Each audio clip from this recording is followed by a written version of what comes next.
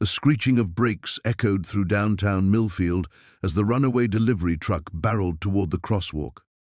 6-year-old Emma had chased her balloon into the street, frozen in terror as 2 tons of steel bore down on her. In that split second, Marcus Chen didn't think. He moved. The former Navy SEAL tackled the little girl, rolling them both to safety as the truck thundered past, missing them by inches. What Marcus didn't know was that Emma belonged to the Iron Wolves, the most feared motorcycle club in 3 counties. As he dusted off the crying child and waited for her family, he never imagined that his simple act of courage would trigger a chain of events that would transform an entire community. The bikers' response wasn't what anyone expected. Not the police, not the mayor, and certainly not Marcus himself. In a town where the club was viewed with suspicion and fear, what they did next would shatter every stereotype and prove that honor comes in the most unexpected packages. But what exactly did the Iron Wolves do that left everyone speechless? Before we jump back in, tell us where you're tuning in from, and if this story touches you, make sure you're subscribed because tomorrow I've saved something extra special for you. Marcus knelt beside the sobbing girl, his military training keeping him calm while his hands gently checked for injuries. The pink balloon drifted away, forgotten, as Emma's small fists clutched his jacket. Around them, a crowd had gathered, their faces pale with shock at how close they'd come to witnessing a tragedy. "You're okay, sweetheart," Marcus murmured, his voice steady despite the adrenaline coursing through his veins. "What's your name?" "Emma," she whispered between hiccups, her wide brown eyes looking up at him with a mixture of fear and gratitude. The delivery truck had come to a stop 3 blocks down, its driver stumbling out to check the damage to his vehicle. Damage from clipping a parked car when his brakes finally caught. The man looked back toward the crosswalk, his face crumpling when he realized what had almost happened. Marcus heard the rumble before he saw them. Low and throaty, the sound of multiple Harley-Davidson engines grew louder as they approached downtown Millfield. The crowd around them began to thin, people stepping back instinctively as 5 motorcycles rounded the corner. The bikes were pristine despite their intimidating appearance, chrome gleaming, leather seats worn but well maintained. The riders wore black leather vests with patches that told stories of roads traveled and brotherhood earned. At the front rode a massive man with graying hair pulled back in a ponytail, his arms covered in intricate tattoos that spoke of a life lived hard. The engines cut off simultaneously, and in the sudden quiet, Marcus could hear Emma's breathing slow. She turned in his arms, and her face lit up in a way that transformed her completely. "Daddy!" she called out, her voice carrying across the street. The big man removed his helmet and jogged toward them, his boots heavy on the asphalt. Behind him, the other riders followed, 3 men and 1 woman, all bearing the same patches, all wearing expressions of barely controlled panic. Emma rose. The man breathed as he dropped to his knees beside them. His voice was rough around the edges, but tender in a way that surprised Marcus. "Baby girl, are you hurt?" Marcus found himself face to face with Vincent Reaper Morrison, president of the Iron Wolves Motorcycle Club. Reaper's reputation preceded him. Former military himself, he'd built the Iron Wolves into something that made local law enforcement nervous and rival clubs think twice about crossing into their territory. But right now, he was just a father whose world had nearly shattered. "She's not injured," Marcus said, carefully transferring Emma into her father's arms. "Might be some bumps and bruises, but nothing serious." Reaper's eyes, the same warm brown as his daughter's, met Marcus's over Emma's head. In them, Marcus saw recognition of what had almost been lost, and something else he hadn't expected, profound gratitude, mixed with the kind of debt that men like Reaper took seriously. "You saved her life," Reaper said simply. The other club members had formed a protective circle around them, their presence commanding respect from the lingering crowd. Marcus noticed how they moved, disciplined, aware, watching everything and everyone. Military bearing disguised in leather and denim. "Anyone would have done the same," Marcus replied, getting to his feet and brushing dirt from his jeans. Reaper stood as well, Emma still clinging to him like a lifeline. "No," he said firmly. Not everyone would have moved fast enough. Not everyone would have risked themselves. He extended a hand that was scarred and calloused from years of hard work. Vincent Morrison, and I owe you everything. Marcus shook the offered hand, noting the firm grip and the way Reaper looked him directly in the eye. Marcus Chen, and you don't owe me anything. But even as he said the words, Marcus could see in Reaper's expression that the Iron Wolves president disagreed completely. The fluorescent lights of Cedar Falls General Hospital cast harsh shadows across Marcus Riley's weathered face as he sat in the uncomfortable plastic chair, his coffee growing cold in trembling hands. 3 hours had passed since the ambulance doors slammed shut, taking 8-year-old Emma Chen into emergency surgery. The image of her small body trapped beneath twisted metal played on endless loop in his mind, each replay more vivid than the last. Mr. Riley?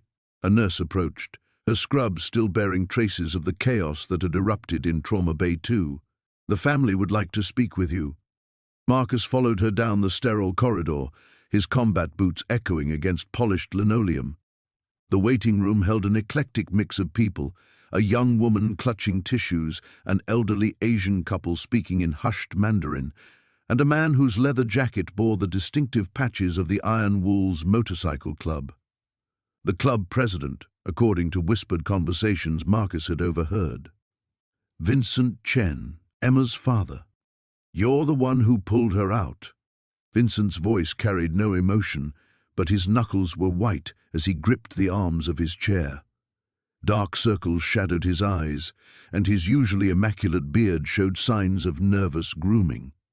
Right place, right time, Marcus replied, settling into the chair across from him. He'd dealt with enough grieving families during his military service to recognize the fragile control Vincent was maintaining. Bullshit. The older Asian man, Emma's grandfather based on the family resemblance, leaned forward. Fire department said the car was going to blow.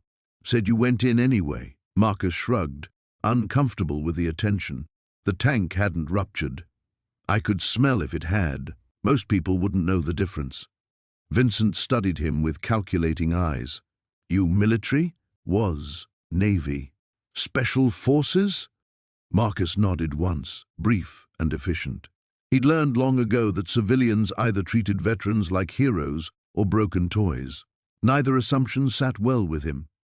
The waiting room fell silent, except for the distant hum of medical equipment and hushed conversations from other families facing their own crises.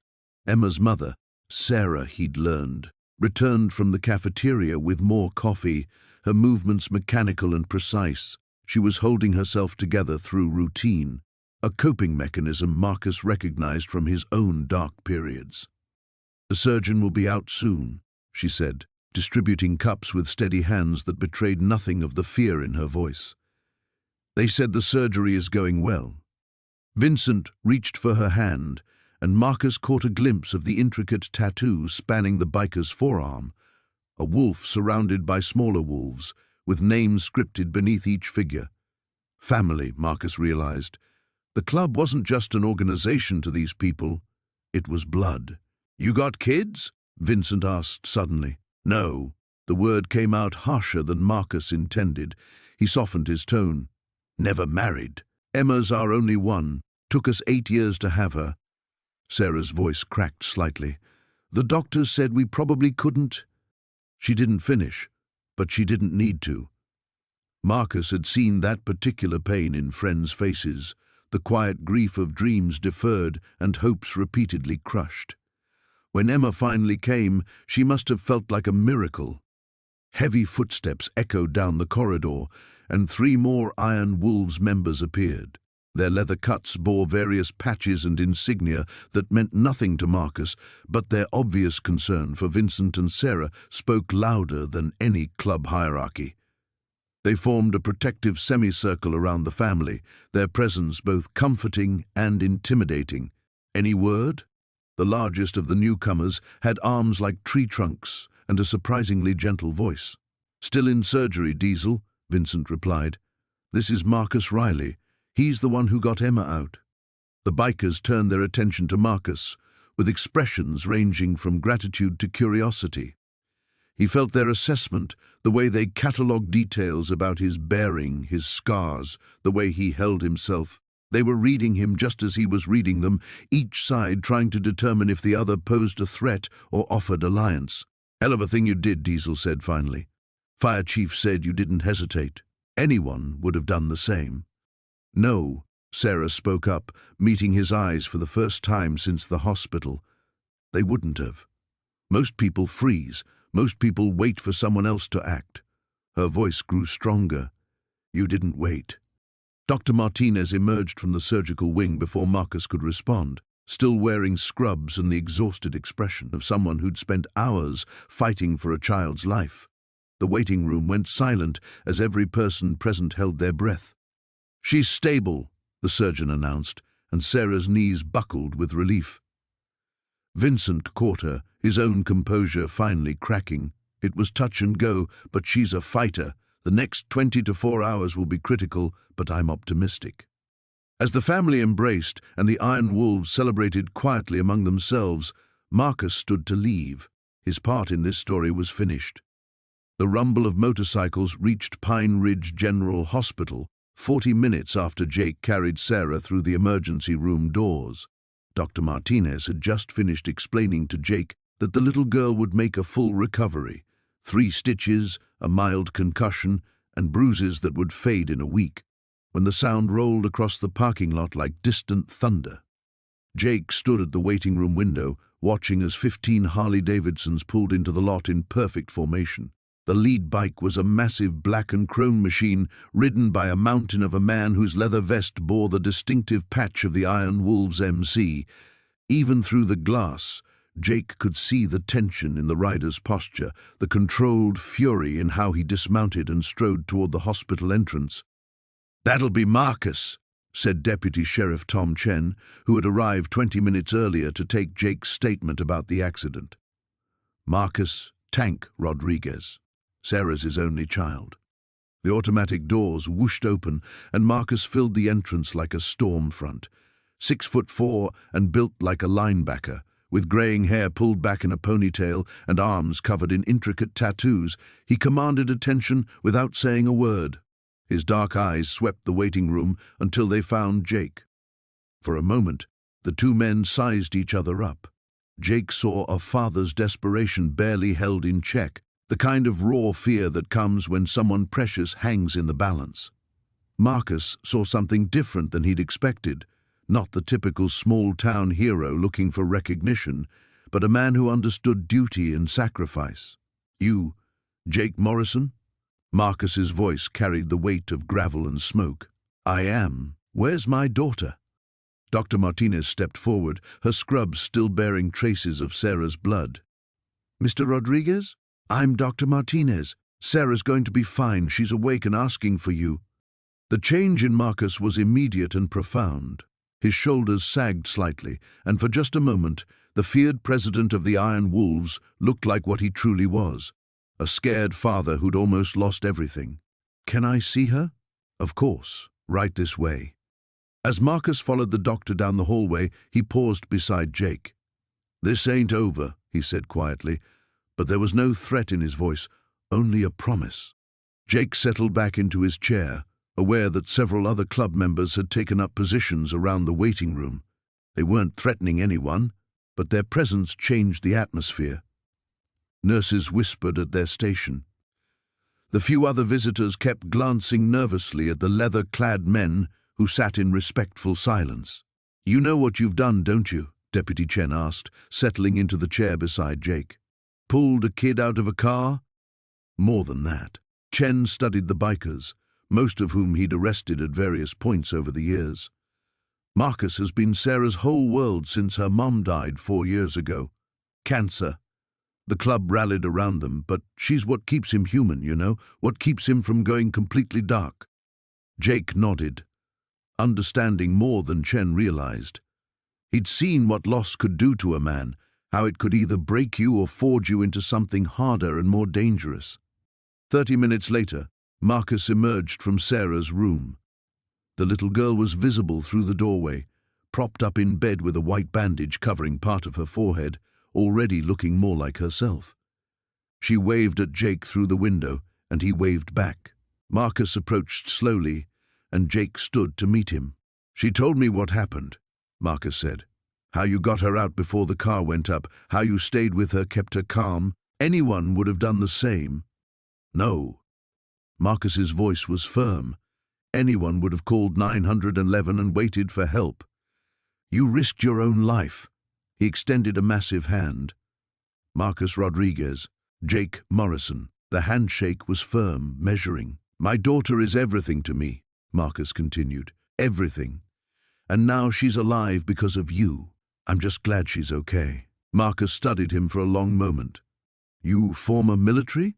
"Navy, SEALs." Something shifted in Marcus's expression. Not surprise, but recognition. "Thought so. Got that bearing about you." He glanced back toward his daughter's room, then returned his attention to Jake. "The Iron Wolves don't forget debts, especially ones that can't be repaid. There's no debt." "There is." Marcus's tone brooked no argument. "And we honor our debts." He reached into his vest and pulled out a business card, black with silver lettering. "You ever need anything at all, you call that number." Jake took the card, noting the simple design, just a phone number and a small wolf's head logo. "I mean it," Marcus emphasized. "Day or night, any problem, any trouble. The Iron Wolves remember their friends." As the club members filed out to escort their president and his daughter home, Jake found himself holding a piece of cardstock that represented something he'd never expected to possess: the loyalty of the most feared motorcycle club in 3 counties. The morning sun cast long shadows across the hospital parking lot as Marcus pulled into a spot near the emergency entrance. He'd barely slept, his mind replaying the previous day's events, the sound of screeching tires, the little girl's terrified scream, the unexpected encounter with the Iron Wolves. It all felt surreal in the harsh light of day. He'd brought flowers from the hospital gift shop, simple daisies that seemed appropriate for a child. As he walked through the automatic doors, the antiseptic smell hit him immediately, triggering memories of field hospitals and wounded teammates. He shook them off and approached the information desk. "I'm here to visit Emma Rodriguez," he told the volunteer, an elderly woman with kind eyes. "Room 314. "Are you family?" "A friend," Marcus replied, which felt strange, but not entirely untrue.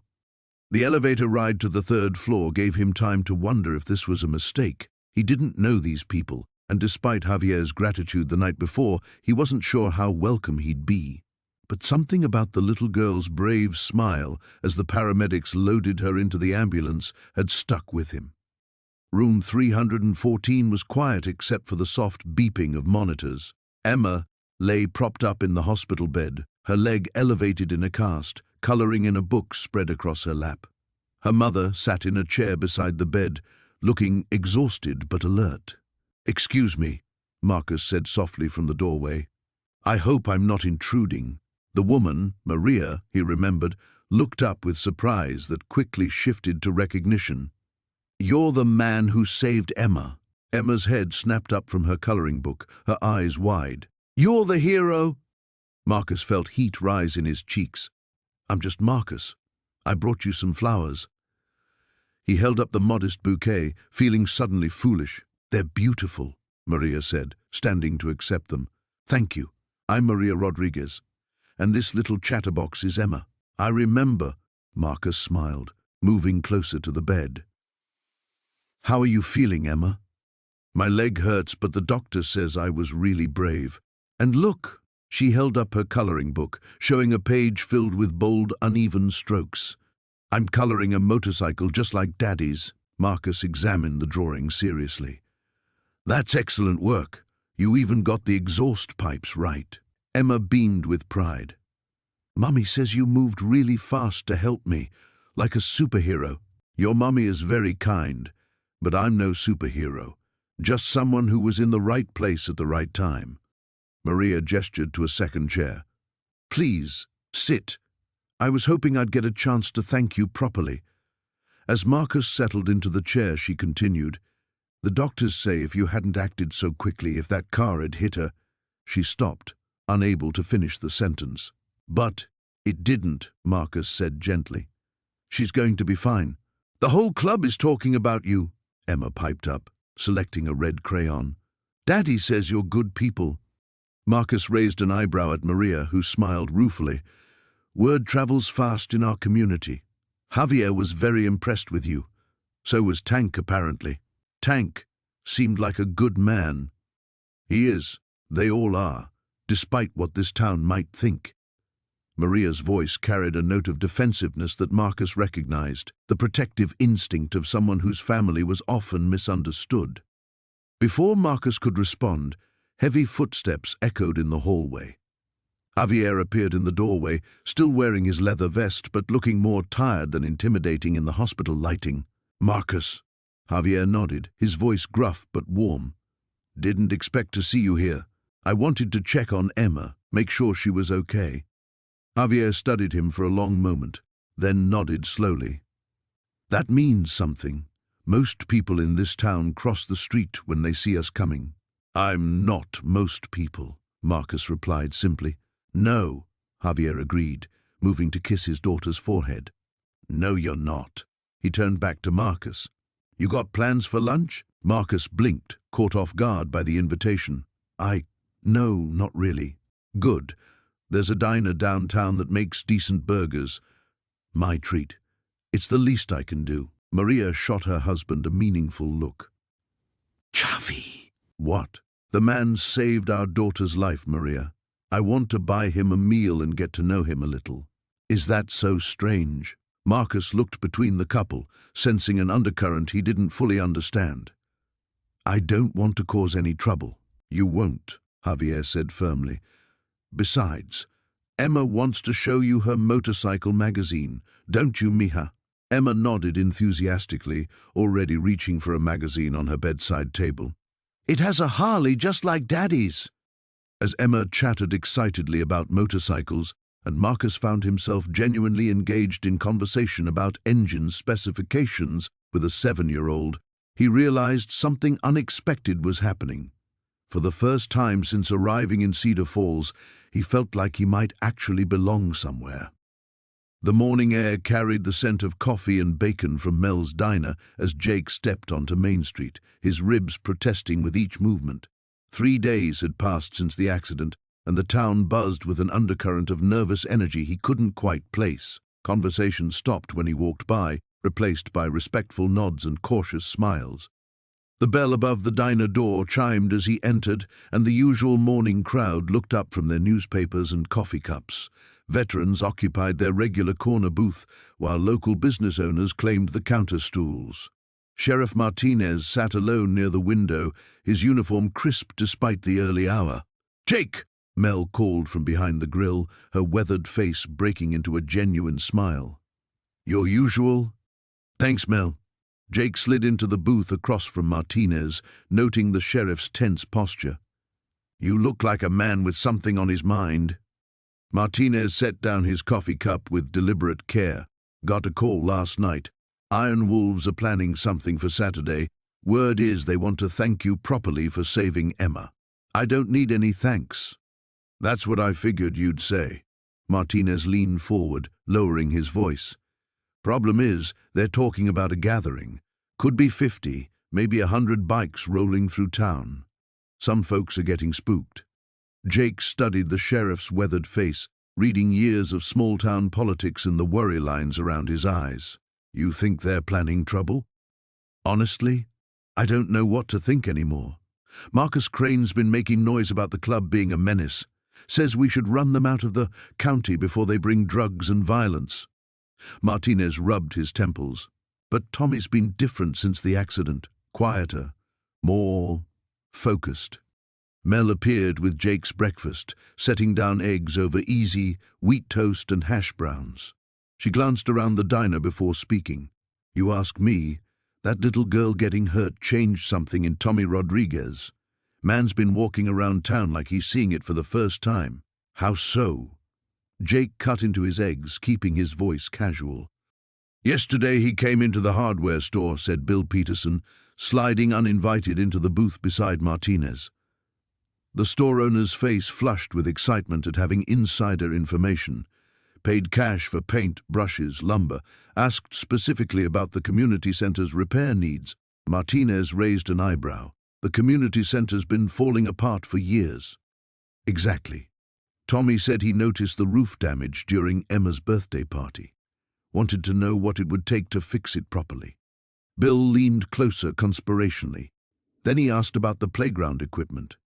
Said Emma mentioned the swings were broken. Jake chewed thoughtfully, processing this unexpected development. The iron wolves he'd encountered seemed more interested in family than felonies, but small towns had long memories when it came to biker clubs. There's more, Martinez continued. Doc Harris mentioned Tommy's been asking questions about medical training. Apparently, he wants some of his guys certified in first aid. Smart move after what happened with Emma, Jake observed. That's what I thought, but Marcus Crane's spinning it differently. Claims they're preparing for something big, maybe a turf war with another club. Martinez's frustration was evident. Man sees conspiracy in everything lately. The diner's atmosphere shifted as Marcus Crane himself pushed through the door, his expensive suit out of place among the working-class clientele. His eyes found Jake immediately, and he approached with the confident stride of someone accustomed to getting his way. "Mr. Sullivan, isn't it?" Crane's smile didn't reach his eyes. "I've been hoping we'd have a chance to talk." Jake gestured to the empty seat beside him. "Coffee's good here." Crane remained standing, a calculated power move. "I represent several business interests in this town, and we're concerned about recent developments. The Iron Wolves have been emboldened by your intervention. Emma's alive because of that intervention," Martinez said quietly. "Of course, and we're all grateful, but now they think they have community support. Protection even." Crane's voice carried the practiced tone of a man used to boardrooms and political meetings. "These people don't understand the bigger picture." Jake set down his fork, studying Crane with the same intensity he'd once reserved for potential threats in hostile territory. "What bigger picture is that?" "Property values, tourism potential, economic development." Crane's words came faster now, revealing his passion for the subject. This town could attract upscale retailers, boutique hotels, but not with motorcycle gangs, treating Main Street like their personal playground. "They live here," Jake said simply, "for now.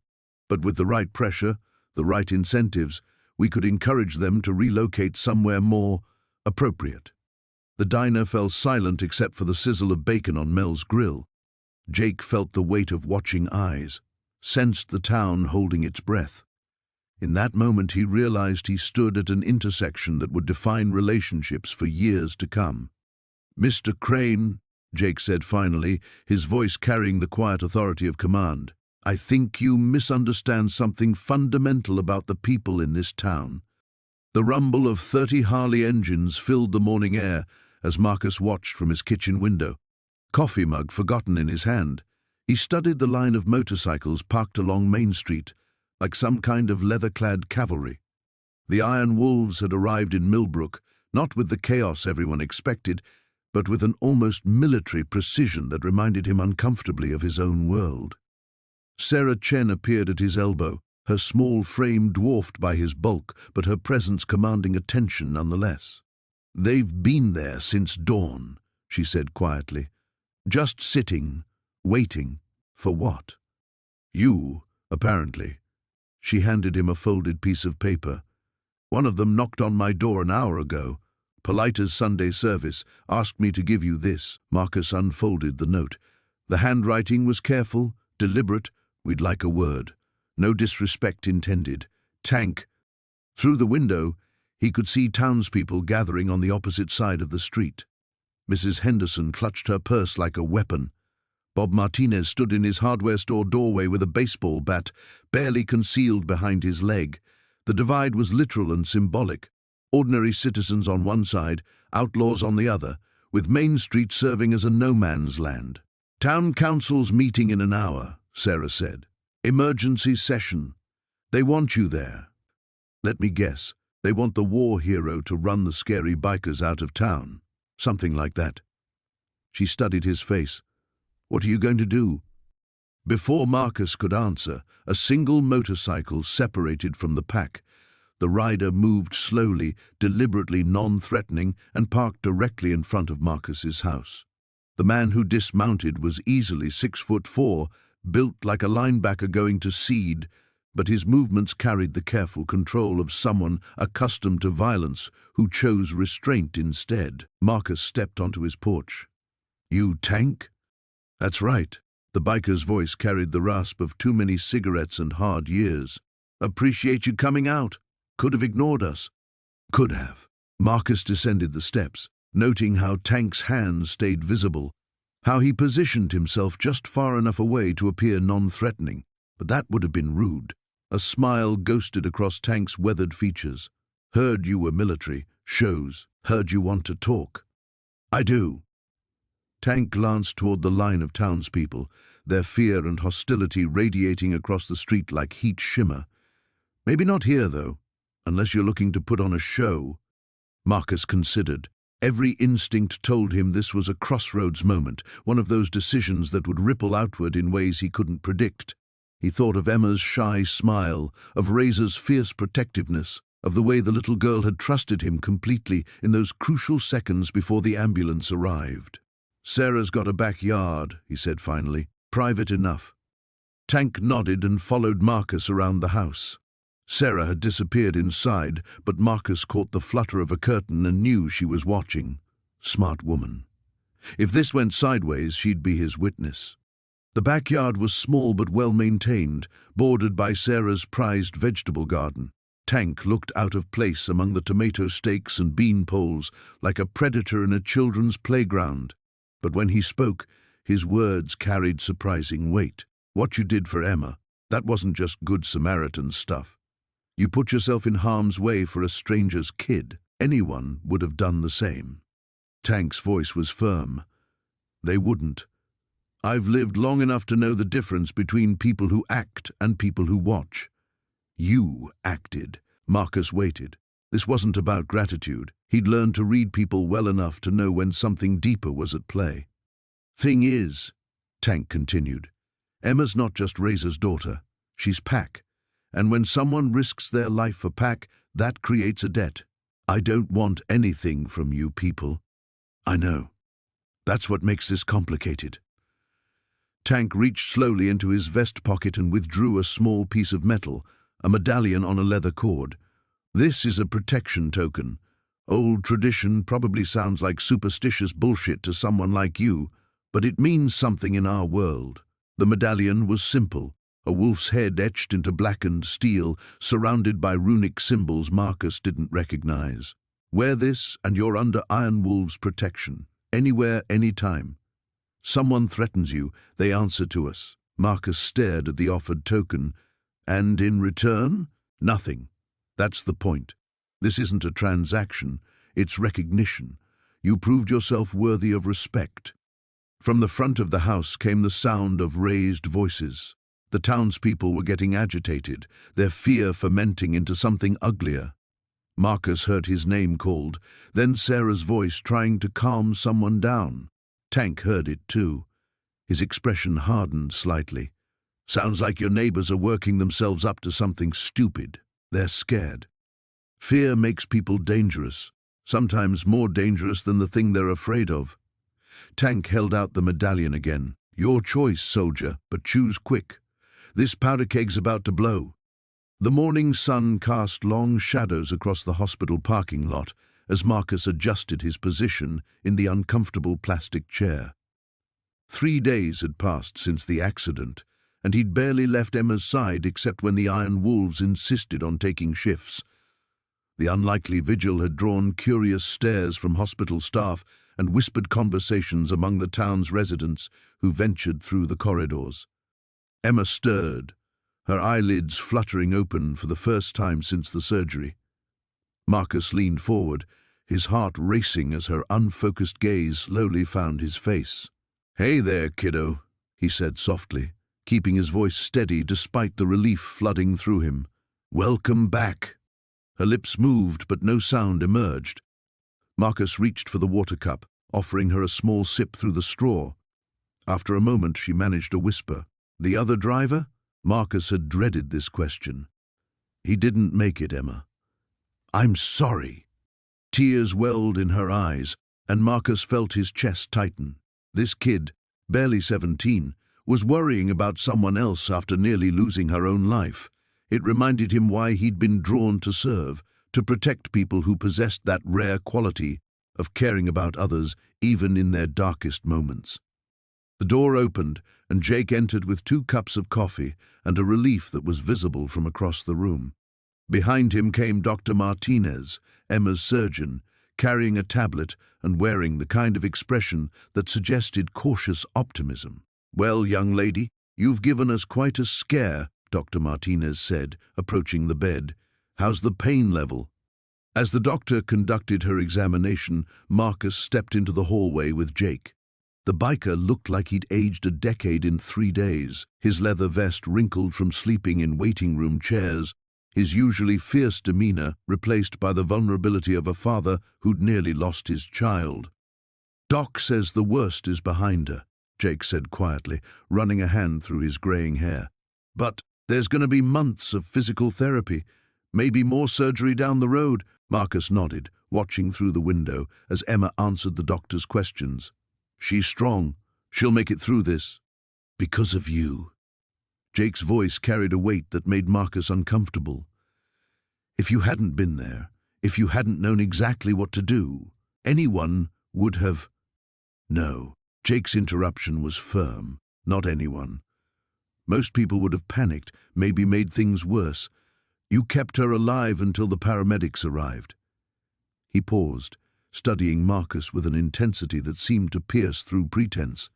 "Razor told me what you did over there, Afghanistan, the lives you saved." Marcus stiffened. His military record wasn't something he discussed, especially the classified operations that had earned him decorations he'd never worn and recognition he'd never wanted. "Razor talks too much." "Maybe. But he also knows when someone's worth respecting." Jake pulled a folded piece of paper from his pocket. "This came to the clubhouse yesterday. Thought you should see it." Marcus unfolded the paper, recognizing the letterhead of the town council. The formal language requested that the Iron Wolves cease loitering around the hospital and town square, citing community concerns about their presence. Several prominent business owners had signed the petition, including the bank president and the owner of the town's largest restaurant. "They want us gone," Jake said simply. "Funny thing is, half these people have never even spoken to one of us. But they see the leather, the bikes, and they think they know who we are." Marcus crumpled the letter, anger flaring in his chest. "Ignorant bastards. You've been nothing but respectful since the accident. Respect doesn't matter to some people. Fear's easier than understanding." Jake's voice carried no bitterness, just resignation born from years of experience. "We'll probably pull back after Emma's released. Don't want to cause problems for the hospital." The injustice of it gnawed at Marcus. These men had shown more genuine care and community spirit in the past 3 days than most of the letter's signers had displayed in years. They'd organized meal deliveries for Jake, taken shifts at the hospital despite their own work obligations, and handled the media attention with dignity when reporters arrived, hoping for a sensational story about motorcycle clubs and military heroes. Dr. Martinez emerged from Emma's room, pulling off her stethoscope. "She's asking for both of you. Vitals are stable, cognition is excellent, and her spirit is intact." She smiled. "That's often the best indicator of recovery." As they returned to Emma's bedside, Marcus noticed the way Jake's entire demeanor transformed in his daughter's presence. The hardened exterior melted away, revealing a father's tender love that transcended any stereotype or prejudice. Emma reached for both their hands, her grip surprisingly strong. "I want to do something," she said, her voice gaining strength. "For the other driver's family. I know it wasn't anyone's fault, but they're hurting too." Marcus exchanged a glance with Jake, seeing his own thoughts reflected in the older man's eyes. In a world quick to judge and divide, they'd found something rare, genuine goodness that refused to be diminished by tragedy. The morning sun cast long shadows across the courthouse steps as Marcus adjusted his dress blue uniform one final time. The Navy Cross felt heavier than usual on his chest, its weight a reminder of battles fought in foreign lands, battles that seemed almost simple compared to what he was about to face. Inside the courthouse, the custody hearing for Emma had been scheduled for 9 o'clock sharp. Marcus had spent the previous night reviewing character witness statements and legal documents until his eyes burned. But sleep had proven elusive anyway. Every time he closed his eyes, he saw Emma's terrified face during those first moments after the accident. The heavy oak doors swung open as Marcus entered the building. The marble floors echoed with each footstep, amplifying the nervous energy that coursed through his veins. He'd faced enemy fire without flinching, but the thought of losing Emma to a system that didn't understand what family really meant made his hands tremble slightly. Sarah was already seated in the front row, her lawyer beside her shuffling through a stack of papers. She wore a conservative navy suit, her hair pulled back in a tight bun, every inch the respectable citizen she was trying to portray.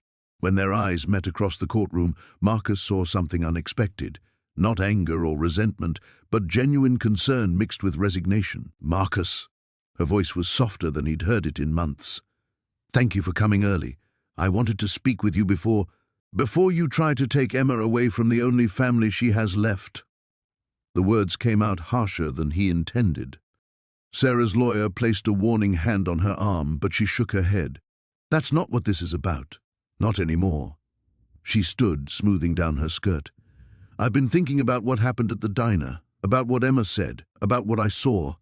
The courthouse doors opened again, and the distinctive rumble of motorcycle engines filled the air. Through the tall windows, Marcus could see the Reapers arriving, not in their usual intimidating formation, but respectfully spaced, engines cutting off immediately. Bull led the group up the steps, his massive frame somehow less threatening in the morning light. "They're here for her," Sarah observed, watching as club members filed into the courtroom. "All of them." "Emma's part of their family now," Marcus replied, noting how Reaper and his officers had actually dressed up for the occasion. Clean jeans, pressed shirts, minimal leather. They understood the stakes. Judge Patricia Hawkins entered precisely at 9, her reputation for fairness preceding her into the room. Marcus had researched her thoroughly. 30 years on the bench, mother of 3, grandmother of 7. If anyone would look beyond surface appearances to see the truth, it would be her.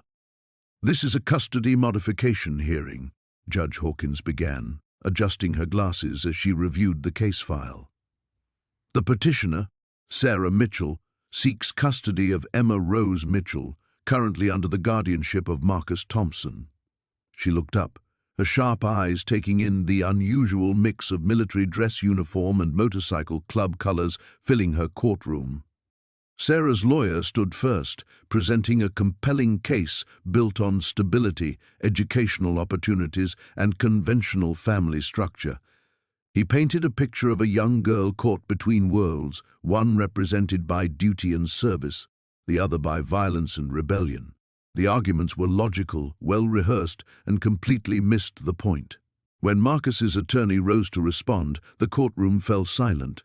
But before the legal proceedings could continue, Sarah stood up. "Your Honor, I'd like to withdraw my petition." The words hung in the air like smoke from Reaper's cigarette.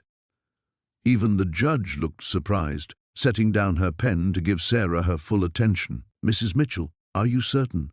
This is a significant decision that—" "I'm certain."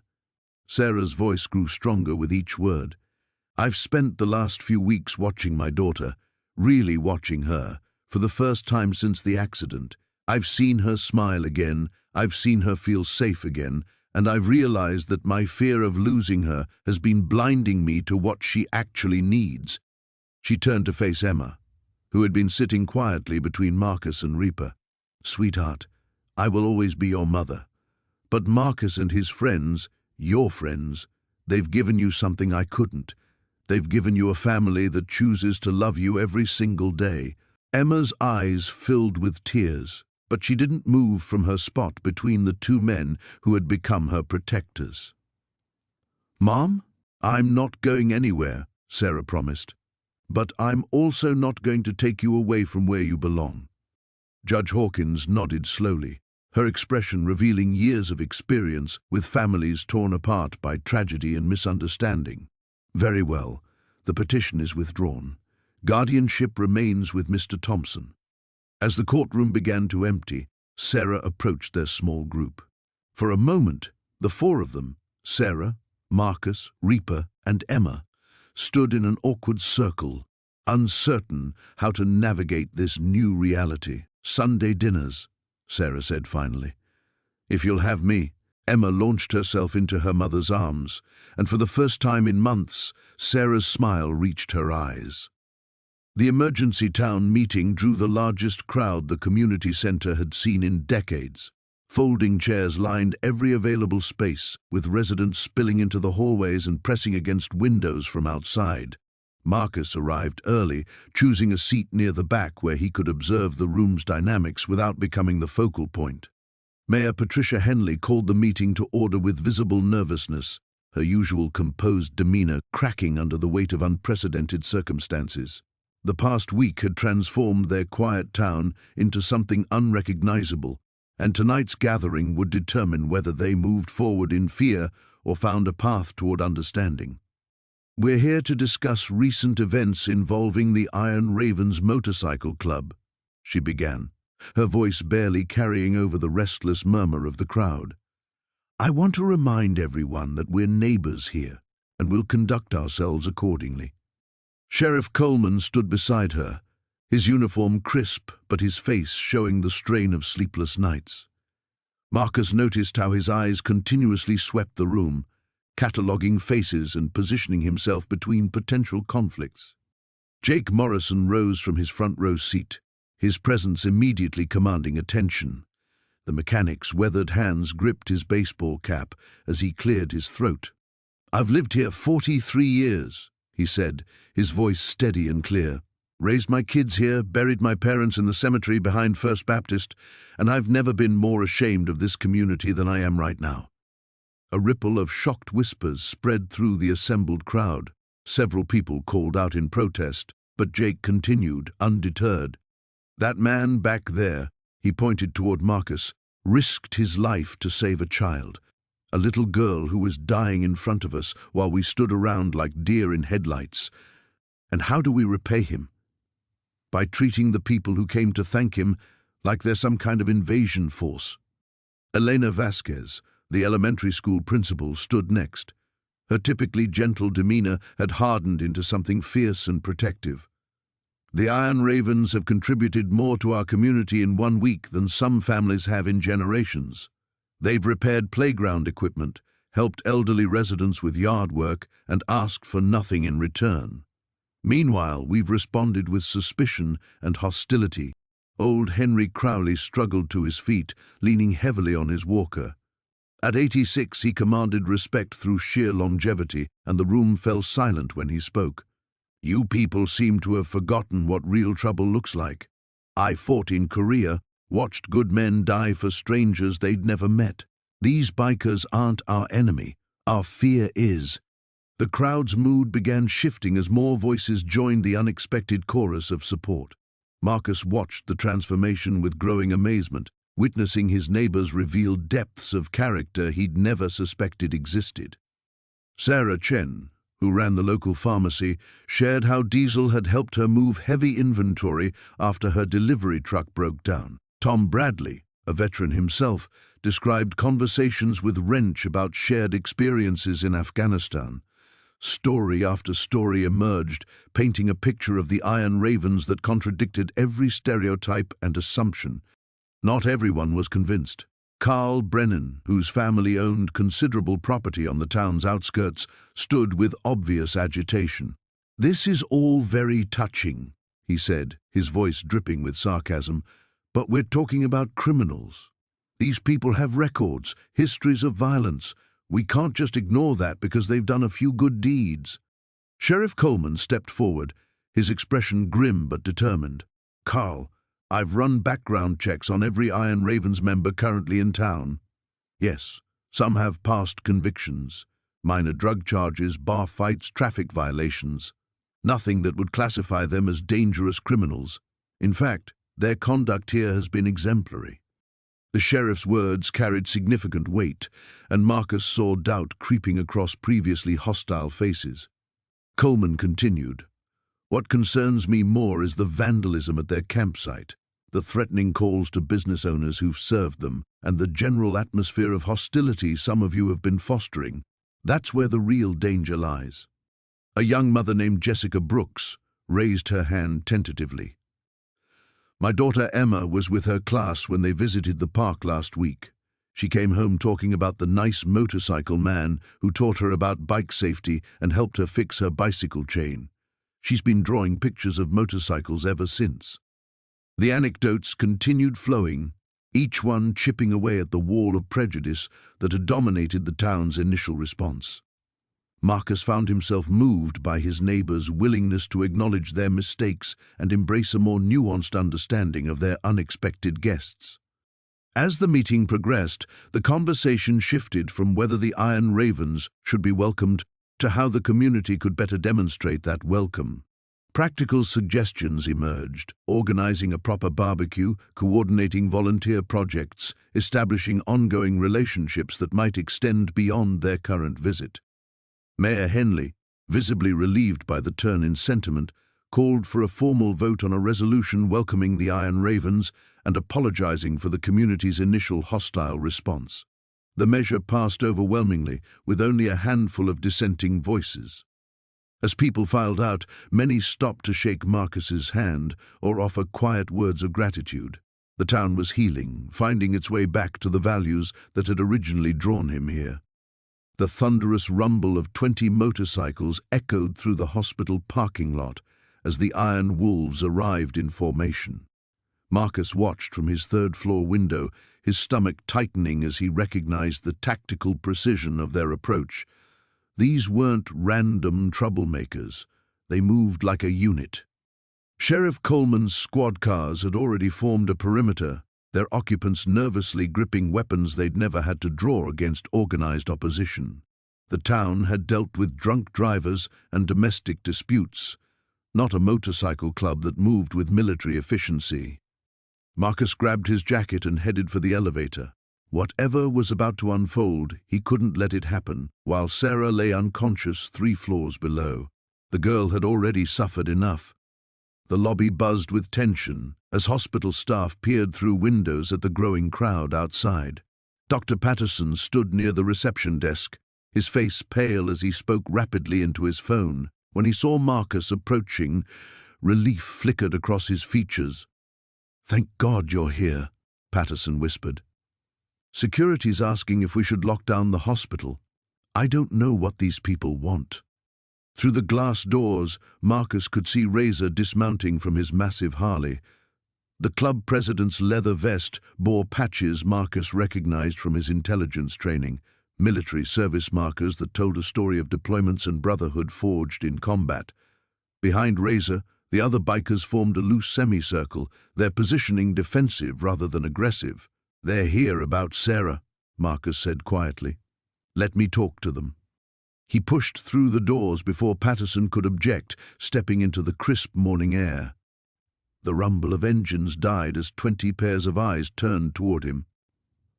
Sheriff Coleman approached from his position near the squad cars, his hand resting on his service weapon. "Petty Officer Martinez," Coleman called out, using Marcus's rank like a shield. "Step back. We've got this under control." Razor's weathered face shifted toward the sheriff, then back to Marcus. "You're the one who pulled my daughter from that wreckage." It wasn't a question. Marcus nodded, studying the man who commanded such obvious loyalty. Razor stood several inches shorter than Marcus, but carried himself with the confidence of someone accustomed to making life-or-death decisions. His grey beard couldn't hide the sharp intelligence in his dark eyes. "How is she?" Razor asked, his voice carrying across the parking lot despite its quiet tone. "Critical but stable," Marcus replied. "The doctors are optimistic." A murmur rippled through the assembled bikers. Marcus noticed several of them exchange glances, the tension in their shoulders easing slightly. These men genuinely cared about the girl's welfare. "We came to thank you," Razor said, stepping forward, "and to make sure she has everything she needs." Sheriff Coleman moved closer, his deputies flanking him. "This is a hospital, not a clubhouse. You've made your point. Time to move along." The temperature seemed to drop 10 degrees as every biker's attention focused on Coleman. Marcus recognized the shift. He'd seen it in combat zones when situations balanced on the knife's edge between peace and violence. One wrong word could turn this parking lot into a battlefield. "Sheriff," Marcus said carefully, "maybe we could all take a step back here." Razor's eyes never left Coleman's face. "My daughter is in there fighting for her life. You think I'm leaving because you're uncomfortable?" "I think you're intimidating hospital staff and patients with this show of force," Coleman replied, his voice rising.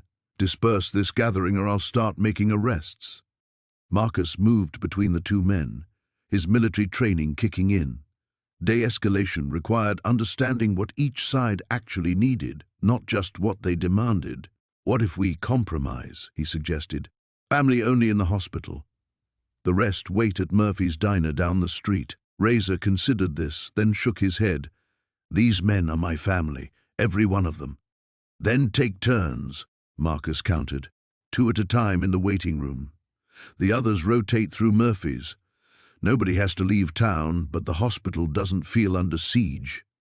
Sheriff Coleman started to object, but Dr. Patterson appeared at Marcus's shoulder. "Actually, that might work. We have policies about visitor numbers anyway." The standoff stretched for long seconds as Razor weighed the offer. Marcus could see the calculation in the man's eyes, protecting his daughter's interests while maintaining his club's dignity. Finally, Razor nodded slowly. 2 at a time," he agreed. "But if anything changes with Sarah's condition, we all come running." Coleman looked ready to argue further, but Marcus caught his eye and shook his head slightly. Sometimes victory meant accepting partial solutions rather than demanding total surrender. As the bikers began reorganizing themselves, Razor approached Marcus directly. "You didn't have to do that," he said quietly. "Step between us and the law." Marcus shrugged. "Sarah needs her family focused on her recovery, not fighting battles in parking lots." Something shifted in Razor's expression, a recognition that transcended the obvious differences between a Navy SEAL and a motorcycle club president. "You understand what family means." "I'm learning," Marcus admitted, thinking of his own complicated relationship with duty and belonging. The courthouse steps were slick with morning dew as Marcus adjusted his dress uniform one final time. The Navy Cross felt heavier than usual against his chest, its weight a reminder of battles fought in distant lands, battles that seemed simpler than the war brewing in his own backyard. Sarah squeezed his hand as they approached the imposing granite building. "You don't have to do this," she whispered, though they both knew he did. The subpoena had been clear: testify against the Iron Wolves or face contempt charges. "Yes, I do." Marcus's jaw tightened as he spotted federal agents positioned around the courthouse perimeter, "but not the way they want me to." Inside the courtroom, the atmosphere crackled with tension. On one side sat Agent Morrison and his prosecution team, files stacked like ammunition. On the other, Tank, Diesel, and 3 other Iron Wolves members, flanked by their defense attorneys. The bikers wore their cleanest clothes, but their leather cuts were nowhere to be seen, a strategic decision that made them look like ordinary men facing extraordinary accusations. Tank's eyes met Marcus's across the courtroom. No nod, no acknowledgement, just a steady gaze that spoke volumes about trust and the fragile alliance they'd built over the past months. Judge Patricia Henley called the court to order, her silver hair gleaming under the fluorescent lights. She'd presided over this county for 20 years, and her reputation for fairness preceded her. Morrison stood, his smile predatory as he outlined the government's case: racketeering, drug trafficking, conspiracy. The Iron Wolves, he claimed, were a criminal enterprise masquerading as a motorcycle club. When Marcus's name was called, the courtroom fell silent. His boots echoed against the polished floor as he walked to the witness stand, hand raised for the oath. Every step felt like walking through a minefield. Morrison approached with calculated confidence. "Commander Reed, please state your relationship with the defendants." "Tank saved my life," Marcus said simply, his voice carrying across the hushed courtroom. "His daughter became family to my wife and me." Morrison's smile faltered slightly. This wasn't the opening he'd scripted. "Commander, are you aware that the defendant Leonard Tank Morrison—" "Excuse me, Counselor," Judge Henley interrupted. "Did you say Morrison?" The federal agent's face reddened. "Your Honor, any family relationship is irrelevant to—" "Like hell it is." The judge's voice cut through the courtroom like a blade. "You're prosecuting a man who shares your surname, and you didn't think to mention this conflict of interest?" Morrison stammered, but the damage was done. Murmurs rippled through the gallery as the implications sank in. The prosecutor's credibility had just taken its first major hit. Marcus seized the moment. "Your Honor, I'd like to clarify something about the Iron Wolves' activities in our community." "Objection," Morrison snapped. "The witness should answer questions, not make speeches." "Overruled," Judge Henley said coolly. "I want to hear what the commander has to say." Marcus turned toward the jury, his military bearing commanding their attention. 3 months ago, these men helped evacuate elderly residents during the flash flood. Last month, they provided security for the church fundraiser after someone threatened to disrupt it. 2 weeks ago, they caught the teenagers who'd been vandalizing the war memorial. Morrison objected repeatedly, but Marcus continued, his voice steady and sure. "I've served in combat zones around the world, Your Honor. I know the difference between criminals and protectors. These men are protectors." The prosecutor's cross-examination grew increasingly desperate. He grilled Marcus about drug activity, about violence, about criminal associations. But Marcus had been prepared by military tribunals and congressional hearings. Morrison's tactics felt amateur by comparison. "Commander Reed," Morrison said, his voice tight with frustration, "isn't it true that you're romantically involved with the daughter of one of the defendants?" "I'm married to Anna Reed, yes. She was Tank's foster daughter, abandoned by her birth parents and raised by a man who taught her the meaning of honor." "Honor?" Morrison's voice dripped with sarcasm. "Is that what you call harboring criminals?" Marcus stood slowly, his 6-foot frame imposing even in the witness box. "Agent Morrison, I've been shot at by terrorists, captured by insurgents, and nearly killed by roadside bombs. Through all of that, I learned something important. Family isn't about blood. It's about who shows up when everything falls apart." The courtroom was dead silent as Marcus continued. "When Tank's daughter was trapped in that burning car, he didn't hesitate. When my wife needed protection from her abusive ex-husband, the Iron Wolves didn't hesitate. When this community needed help, they didn't hesitate." His eyes locked on the jury. "The only criminal I see in this courtroom is a federal agent who's using his badge to settle a family grudge." Morrison lunged forward. "Objection. Speculation. Sustained," Judge Henley said quietly, but her eyes were thoughtful as she studied the prosecutor. Marcus stepped down from the witness stand, feeling the weight of every gaze in the courtroom. He'd just declared war on the federal government to protect a motorcycle club. There would be consequences, career-ending, life-altering consequences. But as he passed Tank's table and saw the slight nod of respect, Marcus knew he'd chosen correctly. The morning sun cast long shadows across the courthouse steps as Marcus adjusted his dress uniform one final time. The Navy Cross gleamed on his chest, but today it felt heavier than usual, not from pride, but from the weight of what lay ahead. Through the tall windows, he could see reporters setting up their equipment, their hungry eyes already scanning for the story they'd come to devour. "You ready for this?" Sarah appeared at his elbow, her voice steady despite the tension radiating from her frame. She'd traded her usual jeans for a sharp business suit, transforming from small-town mechanic to formidable advocate in a matter of hours. Before Marcus could answer, The rumble of motorcycles echoed through the morning air. One by one, the iron wolves pulled into the courthouse parking lot, their engines creating a symphony that made several reporters jump. Ghost dismounted first, his leather vest catching the sunlight as he surveyed the scene with calculating eyes. The other riders followed suit, forming a loose semicircle around the courthouse entrance. "Looks like we've got ourselves an audience," Marcus murmured, watching as cameras swiveled toward the bikers like predators sensing fresh prey. Inside, the courtroom buzzed with nervous energy. Judge Helena Morrison, a woman whose reputation for fairness preceded her into every case, took her seat with the gravity the situation demanded. The prosecution table gleamed with polished suits and confident smirks, city lawyers who'd driven down expecting an easy victory against small-town defendants. Marcus found himself seated between Sarah and Tom Bradley, the latter still bearing the faint yellow of healing bruises around his eyes.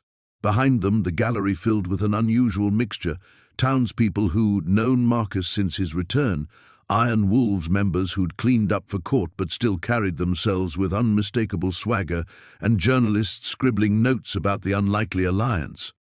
District Attorney Patricia Wells rose for her opening statement, her voice cutting through the courtroom like a blade. "Ladies and gentlemen of the jury, this case is about accountability. When decorated military personnel believe their status places them above the law, when criminal organizations masquerade as concerned citizens, our entire system of justice faces a threat." She painted Marcus as a vigilante drunk on his own heroism, the Iron Wolves as opportunistic criminals seeking to legitimize their activities through association with a war hero. Her words were carefully chosen, designed to plant seeds of doubt about character and motivation. When Sarah's attorney, David Chen, stood for the defense, the courtroom's energy shifted. A former military lawyer himself, Chen carried himself with quiet authority that commanded immediate respect.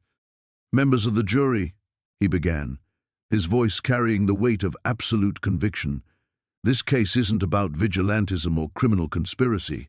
It's about what happens when good people refuse to stand by while corruption thrives. It's about the courage required to do what's right when doing so puts everything you care about at risk." Chen methodically dismantled the prosecution's narrative, presenting evidence of Councilman Bradley's extensive corruption, his connections to the development scheme that would have displaced dozens of families, and the systematic intimidation campaign directed at anyone who dared oppose his plans. The first witness called was Emma Rodriguez, Ghost's daughter. She walked to the stand with quiet dignity, her recovery remarkable given the severity of her accident. Her testimony about the rescue was straightforward and powerful, but it was her words about the changes in her father and his club that truly resonated. "My dad and his friends, they're not perfect," she said, her young voice steady in the hushed courtroom. "But they've been trying to be better. They've been helping people, protecting families that nobody else would protect. Marcus didn't just save my life that day. He reminded my father what it means to be a hero." Ghost's own testimony proved even more compelling. The hardened biker spoke with unexpected eloquence about his military service, his struggles after returning home, and his gradual drift toward the edges of society. But when he described watching Marcus pull Emma from the wreckage, his voice carried a rawness that couldn't be manufactured. "I've seen real courage," Ghost said, his eyes fixed on the jury. "In combat, in the streets, in the small moments when people choose to do right instead of what's easy. What Marcus did that day, and what he's been doing ever since, that's what courage looks like. Not the kind that gets you medals, but the kind that changes lives." As the day wore on, witness after witness took the stand. Shop owners testified about the Iron Wolves' protection of local businesses from Bradley's intimidation tactics. Families spoke about the club's community service efforts. Even some of Bradley's former allies stepped forward, their consciences finally overriding their fear. The prosecution fought back hard, calling character witnesses to attack Marcus's credibility and experts to question his mental state. They painted the alliance between soldier and bikers as a dangerous delusion, two damaged groups enabling each other's worst impulses. But with each exchange, each piece of evidence, the truth became harder to ignore. This wasn't about perfect people making perfect choices. It was about imperfect people choosing to stand together against forces that would have crushed them individually. As court adjourned for the day, Marcus felt the weight of an entire community's hopes settling on his shoulders. The morning light filtered through the blinds of Marcus's hospital room as he flexed his bandaged hand, testing the range of motion. 3 days since the warehouse, and his body was already betraying its limitations. The doctors wanted to keep him another day for observation, but Marcus had other plans. "You're not going anywhere," Sarah said from the doorway, reading his expression with practiced ease. She carried 2 cups of coffee and wore the determined look he'd seen countless times during their marriage. "The hearing's in 2 hours," Marcus replied, accepting the coffee gratefully. "Thompson needs all the support he can get, and you need rest. Your testimony is already on record." Before Marcus could argue, heavy footsteps echoed in the hallway. Razor appeared in the doorway, his usual leather vest replaced by a surprisingly well-fitted black suit. Behind him stood 3 other Iron Wolves members, equally transformed from their typical appearance. "Ready to go, Marine?" Razor asked, then caught himself. "Seal, old habits." Sarah stepped between them. "He's not cleared for discharge." "Actually, he is." Dr. Martinez entered with a clipboard and a resigned expression. "Against my better judgment, but the paperwork signed. Try not to tear those stitches." 20 minutes later, Marcus found himself in the passenger seat of Razor's pickup truck, watching Pine Ridge's courthouse grow larger through the windshield. The building buzzed with activity, news vans lined the street, and clusters of people gathered on the steps. "Media circus," Razor muttered. "Half of them probably never heard of Pine Ridge before this week." "You clean up nice," Marcus observed, adjusting his own borrowed suit jacket. "Jury will take you seriously." "That's the idea. Phoenix's suggestion. Said appearances matter in these situations." Razor's grip tightened on the steering wheel. Smart kid. Smarter than her old man sometimes. They found parking 3 blocks away and walked toward the courthouse. Marcus noticed how differently people looked at Razor in his suit, still wary, but with a new measure of respect. The transformation was remarkable. Inside, the courtroom was packed. Marcus spotted Phoenix in the front row, her arm still in a sling but her eyes bright with determination. Sheriff Kate Morrison sat nearby, her uniform crisp and her expression unreadable. The prosecution table looked crowded with suits and briefcases. Thompson's defense attorney, a sharp-eyed woman named Patricia Wells, approached their group. "Mr. Chen, I'm glad you could make it. Your previous testimony was compelling, but having you here shows the jury this matters to people outside the motorcycle community." The proceedings began with technical discussions Marcus only half followed. Legal maneuvering, motions, and objections that seemed designed to obscure rather than illuminate the truth. But when the prosecution called their star witness, Detective Ray Hutchins, the atmosphere in the room shifted. Hutchins took the stand with practiced confidence, his testimony painting Thompson as the leader of a criminal conspiracy. According to his version of events, the Iron Wolves had been planning to expand their drug operation for months, and Thompson had personally ordered the attacks on rival dealers. "It's all lies," Razor whispered, his jaw clenched, every word. "Shh." Marcus studied Hutchins carefully. The detective's body language was controlled, professional, but there were tells. The way he paused before certain answers, how his eyes never quite met the defense attorney's gaze during cross-examination. When Wells stood to question Hutchins, she moved with predatory grace. "Detective, in your investigation of the Iron Wolves, did you ever consider the possibility that you were being fed false information?" "I followed the evidence where it led." "Evidence provided primarily by Vincent Castellano and his associates, correct? Among other sources who are now deceased or missing, isn't that right?" The prosecution objected, but the seed was planted. Wells continued her systematic dismantling of Hutchins's narrative, revealing inconsistencies in timelines and questioning the convenient absence of corroborating witnesses. During a brief recess, Marcus stepped outside for air. The media had grown bolder, approaching anyone connected to the case. A reporter thrust a microphone toward him. "Mr. Chen, as a Navy SEAL, what's your opinion on motorcycle clubs like the Iron Wolves?" Marcus paused, considering his words carefully. "I've served with men from all walks of life. What matters isn't where someone comes from or what they wear, it's how they act when it counts. The Iron Wolves I've met have shown more honor and loyalty than some people I've served alongside in the military." "Are you saying you support criminal organizations?" "I'm saying maybe we should judge people by their actions, not our assumptions." Back inside, the afternoon session focused on character witnesses for Thompson. Marcus watched as members of the community, people who'd been helped by the Iron Wolves in various ways, testified to Thompson's character. A widow whose roof the club had repaired after a storm, a veteran they'd helped through a difficult transition to civilian life. Slowly, a different picture emerged. As the day concluded, Marcus caught Thompson's eye across the courtroom. The big man nodded slightly, a gesture of gratitude that needed no words. Walking out into the evening air, Marcus felt the weight of everything that had transpired. Tomorrow would bring the verdict, and with it, the future of more than just one man. The emergency room erupted into chaos as Marcus burst through the sliding doors, blood soaking through his tactical vest. Behind him, Jake carried an unconscious Emma, her face pale against the harsh fluorescent lights. The medical staff that had grown accustomed to the steady stream of injured from the recent conflicts immediately sprang into action. "Trauma Bay 2, Dr. Sarah Chen called out, her voice cutting through the noise.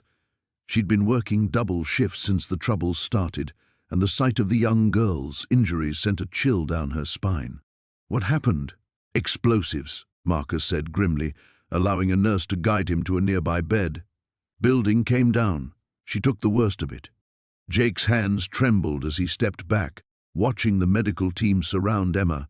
The tough exterior he'd maintained throughout their escape finally cracked.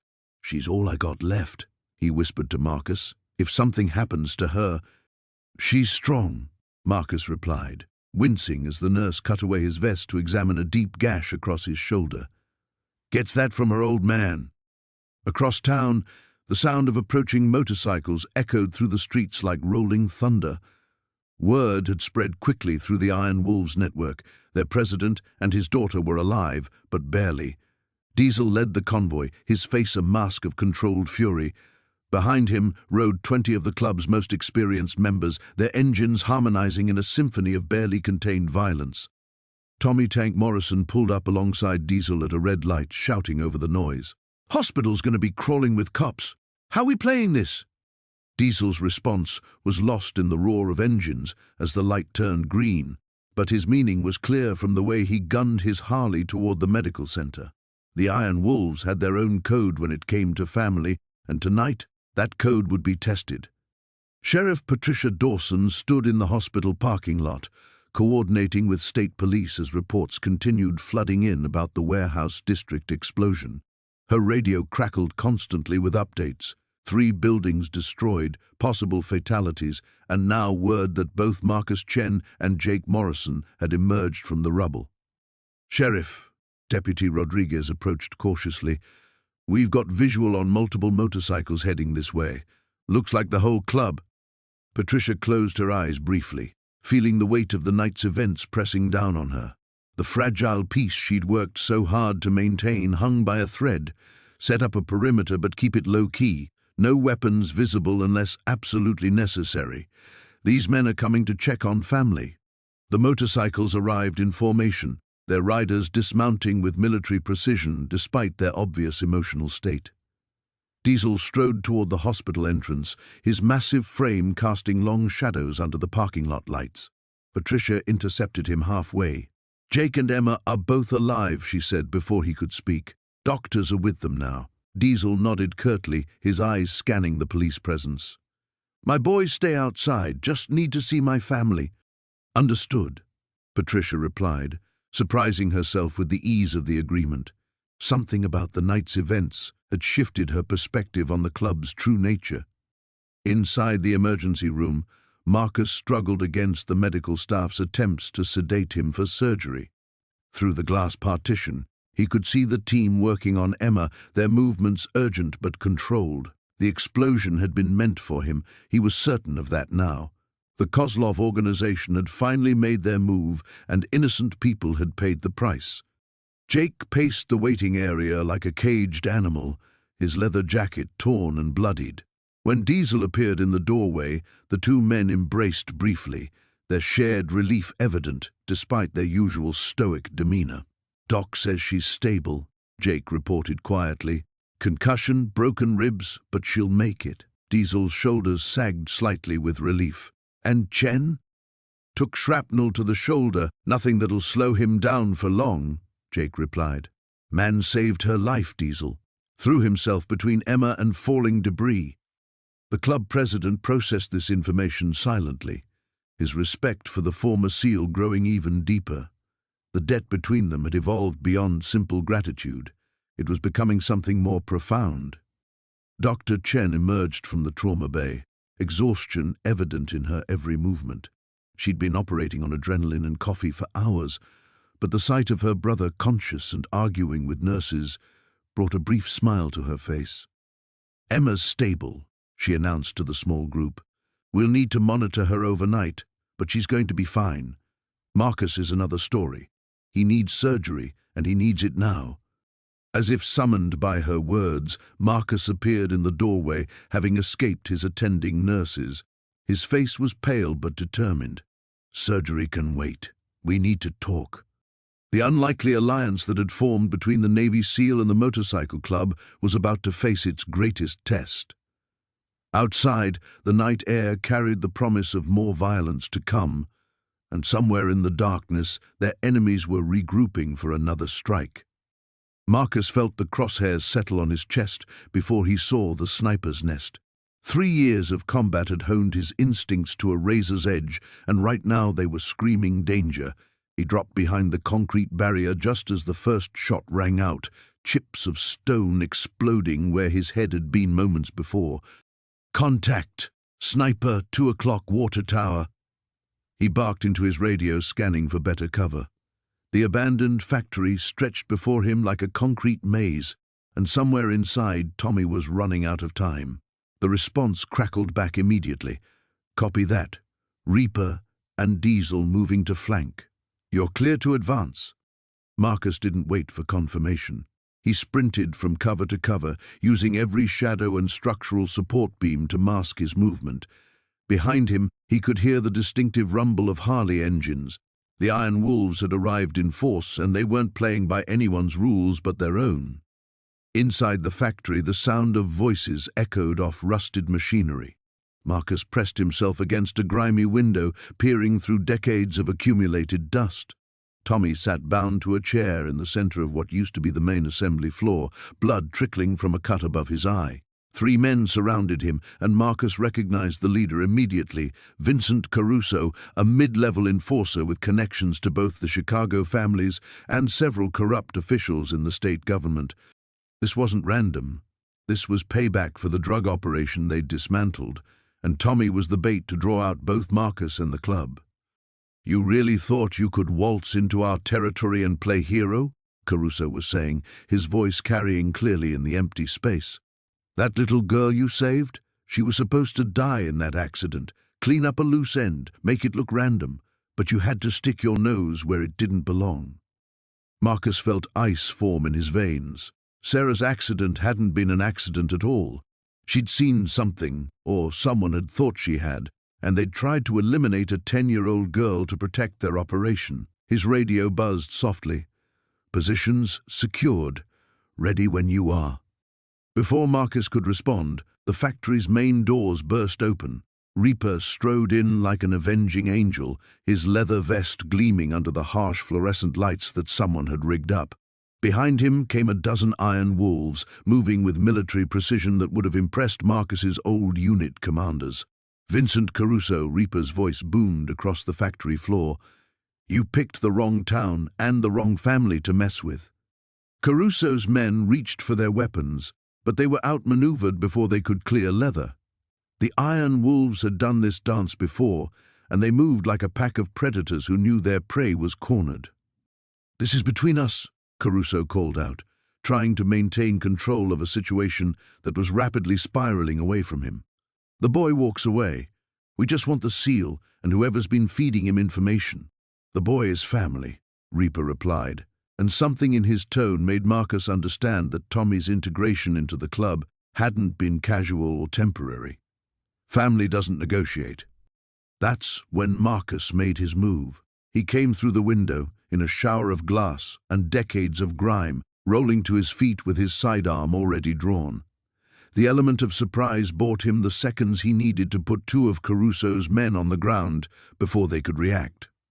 Caruso spun toward him, his own weapon rising, but Tommy chose that moment to prove that his recent training hadn't been wasted. The kid threw his weight sideways, chair and all, taking Caruso's legs out from under him. The factory erupted into chaos. More gunfire echoed from outside.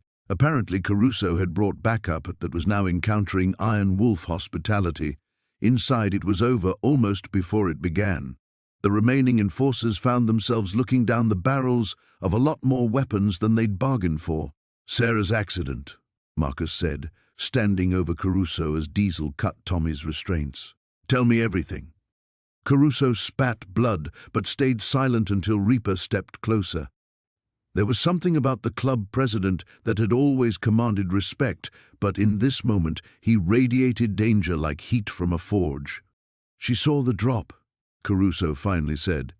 "Kid was in the wrong place at the wrong time, saw our people making the handoff near the school, couldn't take the chance she'd remember something later."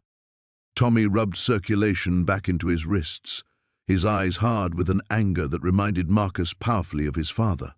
"So you tried to murder her. Business is business, kid. Nothing personal." "This feels pretty personal to me," Tommy replied, and Marcus heard the Iron Wolf he was becoming in that simple statement. Outside, sirens were finally approaching. Sheriff Morrison would have questions, but Marcus suspected the answers would be simpler than anyone expected. Sometimes justice wore a badge, and sometimes it wore leather and rode on two wheels.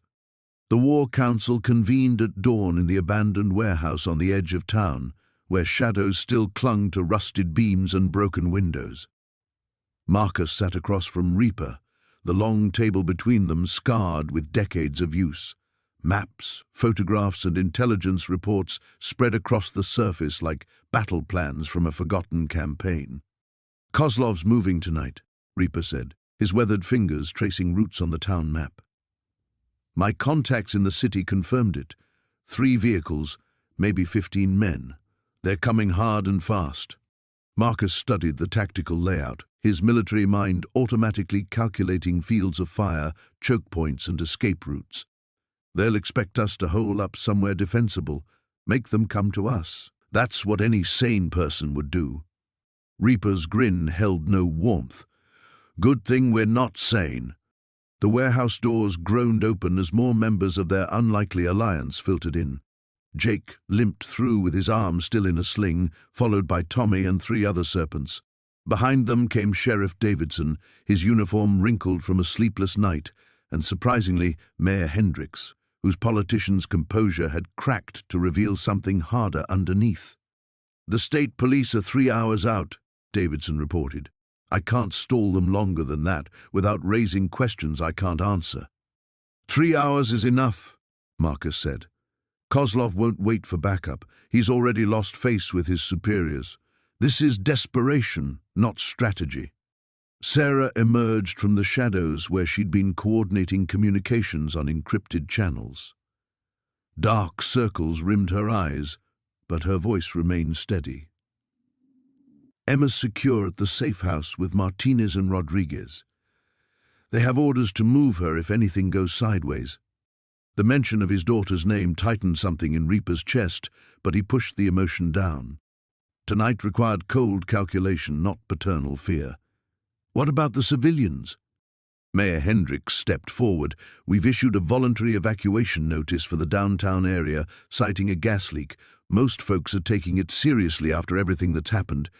Tommy spoke up from where he leaned against a support beam. The businesses that matter are cooperating. Murphy's Irish pub is letting us use the basement as a forward position, gives us clear sight lines down Main Street. Marcus nodded, pieces of the plan crystallizing in his mind. Kozlov will come in fast, probably try to hit multiple targets simultaneously. Split our attention, force us to react instead of control the engagement, so we don't give him multiple targets, Reaper said. We give him one. Big, obvious, impossible to resist. The room fell silent as the implications sank in. Jake pushed off from the wall where he'd been resting his injured leg.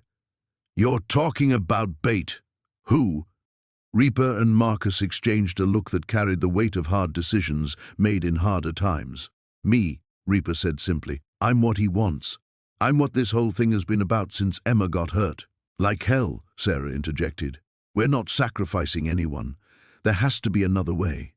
There is, Marcus said quietly. We both go. 2 targets instead of 1, but in the same location. Looks like we're making our final stand. Sheriff Davidson rubbed his temples, where a headache had been building for hours. And when Kozlov's men surround this place and light it up like the 4th of July, what then? Marcus smiled, and for the first time in days it reached his eyes. Then they find out they've walked into a kill box designed by someone who's done this before. The next 2 hours passed in controlled chaos as the Alliance transformed the old Miller textile factory into a fortress. The building sat on elevated ground overlooking the main highway, its brick walls thick enough to stop small arms fire. Marcus directed the placement of improvised explosive devices, while Reaper's men established firing positions that covered every approach. Sarah coordinated with the few remaining police officers, creating a perimeter that would funnel Kozlov's assault into predetermined corridors. Mayor Hendricks, displaying an unexpected talent for logistics, arranged for emergency services to stage just outside the conflict zone. As the sun climbed higher, painting the morning sky in shades of amber and gold, the last pieces fell into place. Marcus checked his rifle for the 10th time, muscle memory from 1,000 similar moments in a dozen different countries. Beside him, Reaper adjusted his tactical vest with the practiced efficiency of someone who'd worn similar gear through decades of violence. Funny thing, Reaper said, watching his men take their positions. 6 months ago, if someone told me I'd be fighting alongside a Navy SEAL to protect this town, I'd have checked them into the psych ward. Marcus chambered around, the metallic sound sharp in the morning air. 6 months ago, if someone told me I'd be calling a motorcycle club family, I'd have done the same. The radio crackled with Tommy's voice from the observation post. Movement on Highway 19, 3 black SUVs, just like you called it. Reaper keyed his own radio. All positions, this is it. Remember what we're fighting for. The war had come to their small town, but they were ready. The morning sun cast long shadows across the courthouse steps as Marcus adjusted his dress blues one final time. The fabric felt foreign after weeks of civilian clothes, but today demanded the full weight of his service record. Inside that building, his future hung in the balance, and he needed every advantage he could muster. You clean up nice, sailor boy. Razor's voice carried a hint of warmth beneath the gruff exterior. The biker had traded his leather vest for a black suit that looked surprisingly natural on his broad frame. Marcus turned to find the entire Wolves MC chapter arranged behind him, each man dressed in formal attire that transformed them from fearsome outlaws into something the courthouse would have to take seriously. Tank adjusted his tie with thick fingers, while Bones smoothed back his grey hair. Even the prospects had shown up, standing at attention like soldiers awaiting orders. This wasn't necessary, Marcus said, though his throat tightened with emotion he hadn't expected. Hell, it wasn't. Diesel stepped forward, his scarred face serious. Family shows up for family. The word hit Marcus harder than any physical blow. Family. In all his years of military service, Through countless missions and deployments, he'd found brothers in arms, but never this. Never a group that would stand beside him without question, without expecting anything in return. Sarah emerged from a taxi at the curb, her arms still in a sling but her stride confident. She wore a simple blue dress that made her eyes shine, and when she smiled at him, Marcus felt something settle in his chest that had been restless for too long. "Ready for this?" she asked, slipping her good hand into his. Before he could answer, another vehicle pulled up, a black sedan that screamed federal government. Agent Morrison stepped out, followed by two men Marcus didn't recognize. The lead federal agent's face remained neutral, but Marcus caught something in his eyes that might have been respect. "Mr. Rodriguez." Morrison approached with measured steps. "I have some news regarding your case."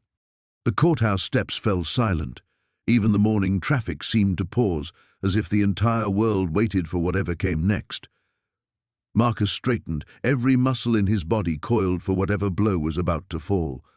"The investigation into your actions in Afghanistan has been concluded," Morrison continued, his voice carrying across the stone plaza. "Given new testimony from surviving squad members and recently declassified intelligence, the Department of Defense has determined that your actions not only fell within the bounds of military law, but exemplified the highest standards of naval service." Marcus felt Sarah's hand tighten in his, felt the collective held breath of the men behind him. The words seemed to echo from a great distance, as if spoken in a dream. "All charges have been dropped," Morrison said. "Furthermore, the Navy Department wishes to extend an official apology for the length and nature of this investigation. Your record will reflect full commendation for your service." The silence stretched for another heartbeat before Razor's booming laughter shattered it like glass. "Well, I'll be damned. Looks like the government finally got something right." Tank clapped Marcus on the shoulder with enough force to stagger a smaller man. "Drinks are on the house tonight, brother." But Marcus barely heard them. The weight he'd carried for so long, the constant pressure of uncertainty, of guilt, of questioning his own actions, lifted all at once, leaving him feeling strangely light. His knees threatened to buckle, and only Sarah's steady presence kept him grounded. "There's one more thing," Morrison added, reaching into his jacket. He pulled out a small box that Marcus recognized immediately. "The Navy Cross you were awarded for that mission. I believe this belongs to you." Marcus stared at the box, remembering the ceremony that felt like a lifetime ago, remembering the weight of the medal and the emptiness it couldn't fill. Now, surrounded by these unlikely brothers and the woman whose faith had never wavered, that emptiness seemed distant as an old scar. He took the box with steady hands. "Thank you." Morrison nodded once, then gestured to his companions. "We'll let you celebrate. You've earned it." He paused at the sedan's door. "Rodriguez, for what it's worth, I'm glad this turned out right. Men like you shouldn't have to wonder if their country has their back." As the federal agents drove away, the wolves erupted in whoops and congratulations. But Marcus found himself looking at Sarah, seeing the tears of relief in her eyes, feeling the solid presence of the men who'd chosen to stand with him. He thought about the long road that had brought him here, the darkness in Afghanistan, the isolation that followed, the accident that had changed everything. Sometimes the most broken paths led to the strongest destinations. "So what now?" Sarah asked softly. Marcus looked around at faces that had become familiar, at a small town that had somehow become home. He thought about the garage, about the simple satisfaction of working with his hands, about quiet evenings and the promise of peace. Now we go home. The morning sun cast long shadows across the courthouse steps as the last of the media vans pulled away from Millbrook. 3 weeks had passed since the arrests, and the town was finally beginning to breathe again. Jake stepped out of Martinez's diner, coffee in hand, and surveyed the quiet main street. The normalcy felt both foreign and welcome after months of tension. A familiar rumble echoed from the east side of town. Jake smiled, checking his watch. Right on time. The convoy of motorcycles appeared around the corner, moving at a respectful pace through the residential area. Tank led the procession, his massive frame commanding respect, even at reduced speed. Behind him rode the core members of the Iron Wolves, their leather cuts catching the morning light. But today, something was different. Mixed among the bikers were civilians on motorcycles, townspeople who had joined what had become a weekly tradition. They were heading to the cemetery. Jake climbed into his truck and followed at a distance, though he knew he was welcome to join them. The procession had grown each week since Emma's funeral, becoming something neither planned nor forced, simply necessary.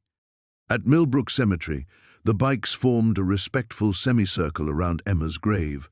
Tank dismounted first, removing his helmet to reveal hair still damp with sweat and eyes that had aged years in the past month. He approached the headstone with measured steps, placing a fresh bouquet of wildflowers beside the others. "Morning, little angel," he said softly, his gravelly voice carrying in the still air. "Brought some friends to see you." One by one, the visitors paid their respects. Some left flowers, others simply stood in silence. Jake noticed Mrs. Henderson from the library kneeling beside the grave, whispering something private before rising with Tank's gentle assistance. The sight of the elderly librarian accepting help from the tattooed biker leader would have seemed impossible just months ago. Sarah Chen arrived as the formal ceremony concluded, her doctor's coat replaced by casual clothes that marked this as personal time. She'd taken a leave of absence to process everything, but Jake knew she'd be back. Millbrook needed her, and despite everything, she needed Millbrook. "How are you holding up?" Jake asked as she approached. Sarah's smile was tired but genuine. "Better. The investigation cleared everyone at the hospital except Morrison's inner circle. We're rebuilding the trust one patient at a time." "And the nightmares?" "Fewer each week." She looked toward Tank, who was now surrounded by a group of local kids asking questions about his motorcycle. "Funny how the thing that scared me most turned out to be my salvation." Tank's laugh boomed across the cemetery as one of the children asked if he was a real biker or just dressed up like one. The question drew chuckles from the adults, and Jake marveled at how completely the dynamic had shifted. Fear had been replaced by curiosity, suspicion by understanding. Chief Martinez emerged from behind a large oak tree, having arrived quietly to avoid disturbing the gathering. She wore civilian clothes but carried herself with the authority that had seen her through the department's darkest hour. The corruption investigation had been swift and thorough. Morrison's network extended deeper than anyone had imagined, but it was finished now. "Jake," she called softly, gesturing for him to join her apart from the others. They walked to a bench overlooking the ceremony. Below them, Tank was now giving motorcycle safety lessons to a captivated audience of children while their parents watched with amusement rather than alarm. "I wanted you to hear this first," Martinez said. "The mayor's office called this morning. There's going to be a formal recognition ceremony next month. The town council wants to honor what you and the Iron Wolves did." Jake shook his head. "That's not necessary. We didn't do it for recognition." "I know. That's exactly why you deserve it." Martinez smiled. "Besides," Tank already agreed, said Emma would have loved seeing the whole town come together for a party. A comfortable silence settled between them as they watched the gathering below. The sun climbed higher, warming the morning air and casting a golden glow over the assembled crowd. This wasn't the ending Jake had imagined when he'd first seen Emma's broken body by the roadside, but it felt right somehow. Tank began the closing ritual, a moment of silence that had become their tradition. Every head bowed, every voice stilled. In that quiet space, Jake felt the weight of recent events settling into something manageable, not forgotten, never forgotten, but integrated into the fabric of who they'd all become. The silence broke naturally, and people began moving toward their vehicles, but they moved slowly, reluctant to end the connection that brought them here each week. Conversations continued between unlikely pairs, bikers and business people, teenagers and grandparents, all bound together by their shared experience of loss and redemption. As the last motorcycle disappeared around the corner, Jake remained on the bench. The cemetery returned to its peaceful quiet, but somehow it felt less lonely now. Emma's grave was surrounded by evidence of love, flowers, small toys, even a child's drawing weighted down with a smooth stone. Sometimes the most unlikely alliances really did forge the strongest bonds.